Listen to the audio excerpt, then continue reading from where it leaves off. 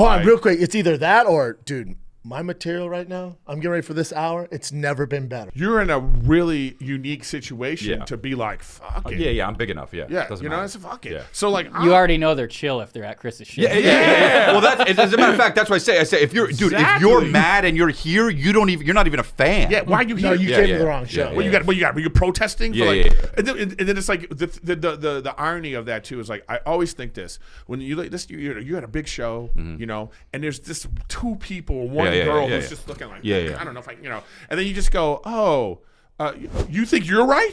Right. So you're the one that's right. Like all these people are having a good time, but maybe you don't think for a second it could be you. Yeah. And I think here's the thing as a comic, we're have a little bit of like being an empath, only in the sense that like you see so many people, and if you're like, you know, you do crowd work, you can see someone and you can kind of get like you feel their story.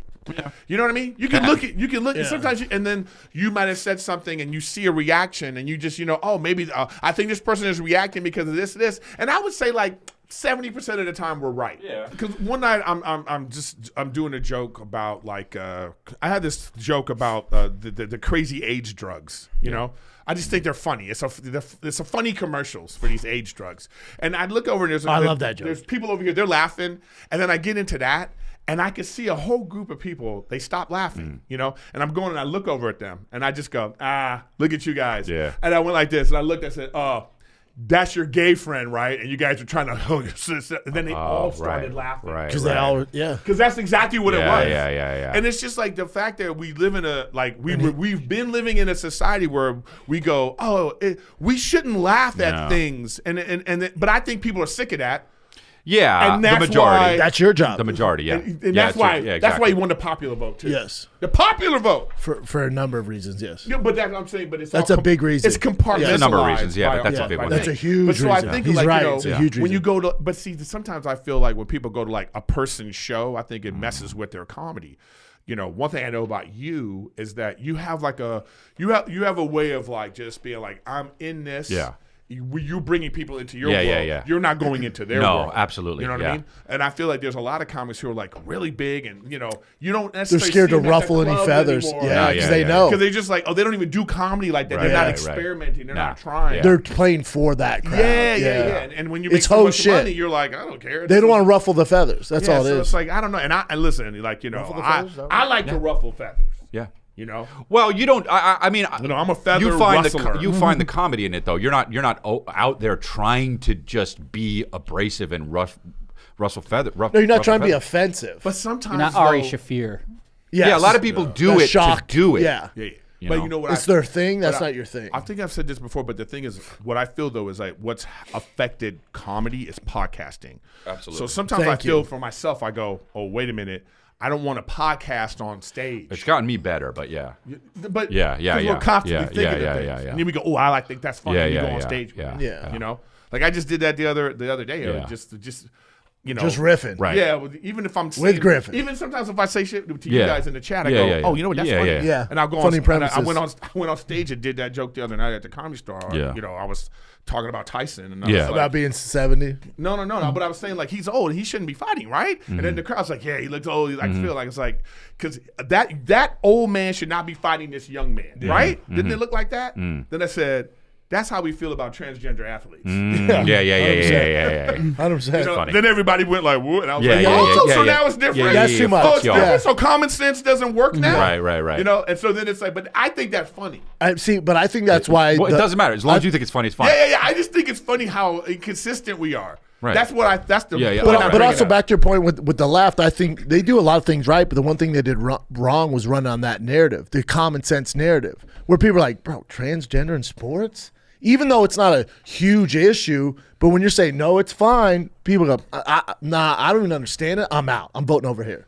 Yeah, a lot of little things like that. But it's interesting. Like all that added up. But I'm glad to hear you having a good time. Yeah, I'm glad you're having a good time. But I think that's, again. It kind of annoys me when comics say that, but I'm glad you're having a good time. When they say they're having a good time? No. Yeah. Really? Why? I don't know, because I hear it so much. Wait, hold on. What? You hear what so much? Comics going, dude, I'm just having so much fun on stage right now. Really? Yeah.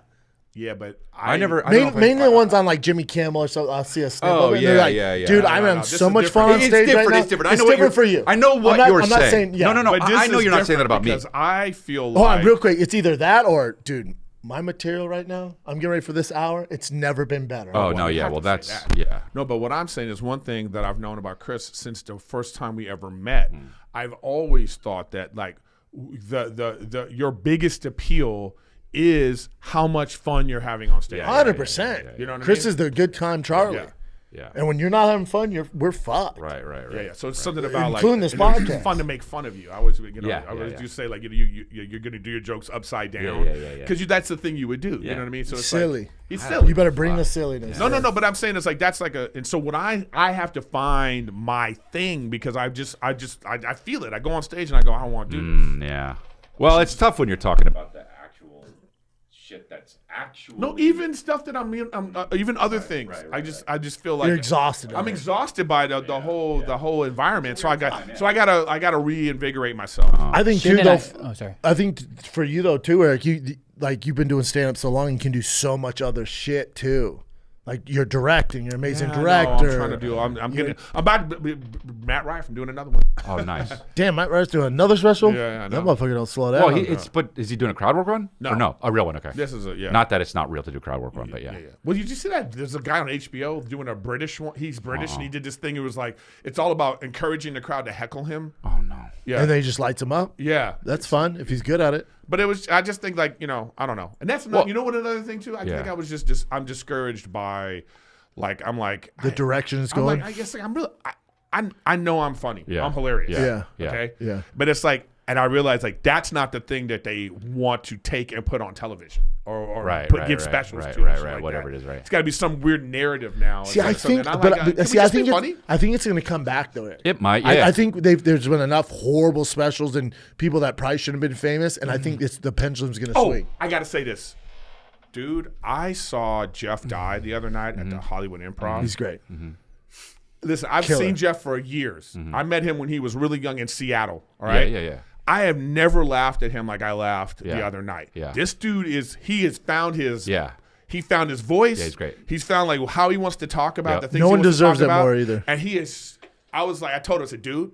Yeah. But you know why? But you know, I just want to give him a shout out. but you know Check why? out Jeff Dye. Yeah, No, shout out Jeff absolutely. Dye. That's my boy. But also, this first time ever in stand up, he's sober. He's not fucking Oh, things that's another up, thing, too. sabotaging. He's sober, so his writing's Yeah. never better. His work ethic, But I think it's also about like he's leaned into like, hey, who he is. He was like I didn't leave the Democratic Party. The Democratic Party left me. Yeah. And he's like, I'm right here right now, and he knows how to talk about Yes. it. Yeah, he he knows al- how to express it, and I great. think it's great. He also said like he was like, dude, I used to do jokes about like cats and stuff, and nobody gave a shit. And now I talk about what I want, and people give a shit. So good. Yeah. You know, he's right. Yeah, Yeah, he's great. his whole great. transgender stuff is fucking He's just hilarious. great. He's funny and makes sense. You just got to be into it. I mean, that's what I'm saying. So I got to get back into what I find funny and not worry about it. But Is I this just that been guy? feeling weird. Chin and I were at your show where you guessed that guy was gay when his whole table tightened Oh, up. that was. Yeah, that was the one we were at. Oh, see, that's what I'm saying. What And gave it- it away? The lip gloss? No, Chin was the gay guy. But it definitely was just the people with the gay guy who tightened up because Yeah, they of were course. worried how he would feel. Of course. And then you called it out, and yeah, it was Then awesome. they- And they Good time. all started laughing because I called out what they were actually doing, and they were like, "Oh my God, you're gay!" And I just think that, like, I really feel like people want to laugh. I need a nail clipper. At everything. But they don't want to offend anybody because we became the don't offend people culture. We're so worried about offending everybody. There shouldn't be a place for it in comedy.